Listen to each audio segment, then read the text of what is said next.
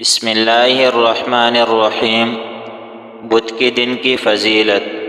حضرت جابر بن عبداللہ رضی اللہ تعالیٰ عنہ روایت کرتے ہیں کہ حضور صلی اللہ علیہ وآلہ وسلم نے مسجد فتح میں پیر، منگل اور بدھ 3 دن دعا کی، مگر آپ صلی اللہ علیہ وآلہ وسلم کی دعا بروز بدھ ظہر اور عصر کے درمیانی وقت قبول ہوئی۔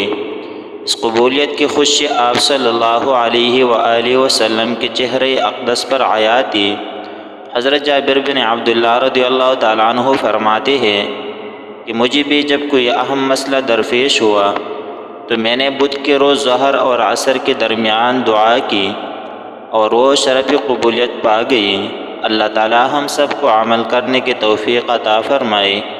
اگر ویڈیوز اچھی لگی تو چینل کو ضرور سبسکرائب کریں۔